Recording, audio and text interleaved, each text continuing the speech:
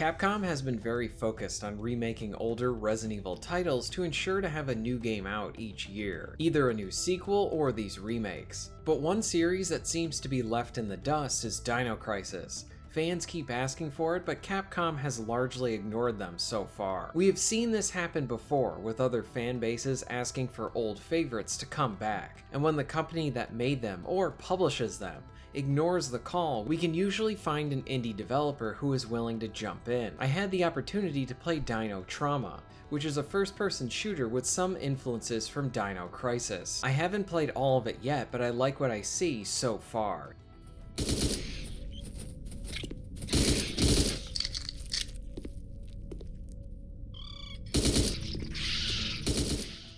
I took my time and have only played the first level. You start off with practically nothing and are tasked with arming yourself and finding the exit.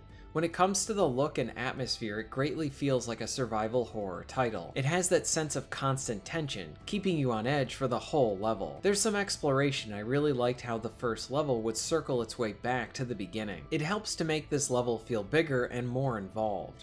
The pacing in this first area is moderate as you look for keys and supplies to survive, always having that tension present. Then there will be a jolt of action as you face off against a set of dinosaurs. Dino Trauma has a nice mixture of survival horror elements with a more retro-like first-person shooting design. It is important to note that there isn't much in the way of managing your resources. I always had plenty of ammo and weapons, but the game would always make me feel on edge even though I was fully armed. It's hard to explain. Like I said, there's a balance here with having that vulnerability of being in a survival horror game, with the power of a shooter.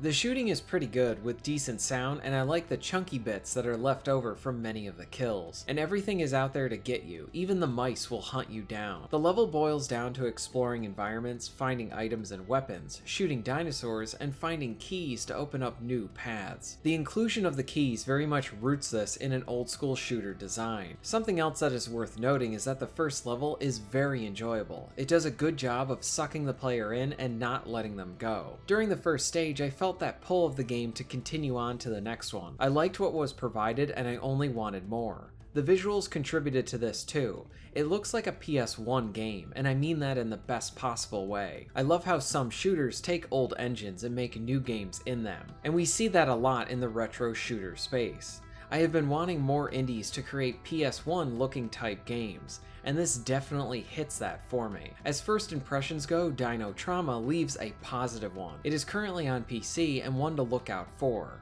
Have you played Dino Trauma? If so, what are your thoughts on it? If you're interested in being notified of new videos, please hit the subscribe button and bell. And if you would like to support the channel and get early access to content, please check out my Patreon. All of the links will be at the end of this video and within the description. And thank you very much for watching.